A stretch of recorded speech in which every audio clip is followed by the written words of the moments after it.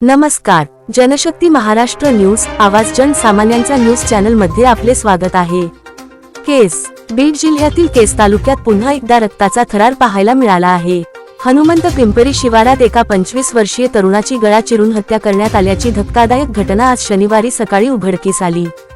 या घटनेमुळे संपूर्ण परिसरात खळबळ उडाली असून पोलिसांनी तातडीने तपास चक्रे फिरवत एका संशयिताला बेड्या ठोकल्या आहेत। नेमकी घटना काय? मिळालेल्या माहितीनुसार विक्की उर्फ अण्णा रावसाहेब चंदनशिव वय 25 वर्ष असे मृत तरुणाचे नाव आहे। केवळ आणि हनुमंत पिंपरीच्या शिवारात विक्कीचा मृतदेह रक्ताच्या थारोळ्यात पडलेला आढळून आला। अज्ञात हल्लेखोराने विक्कीच्या गळ्यावर तीक्ष्ण हत्याराने वार केले होते।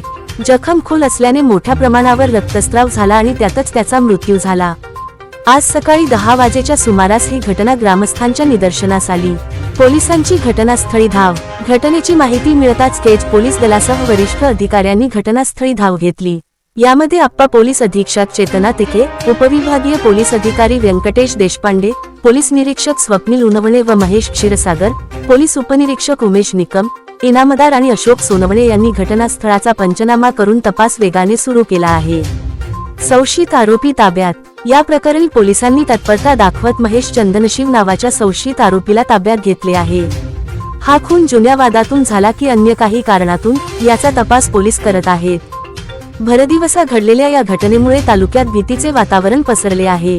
पुढील अपडेटसाठी जनशक्ती महाराष्ट्र न्यूज चॅनेलला सबस्क्राईब करा, शेअर करा, लाईक करा, बेल आयकॉन दाबायला विसरू नका। धन्यवाद।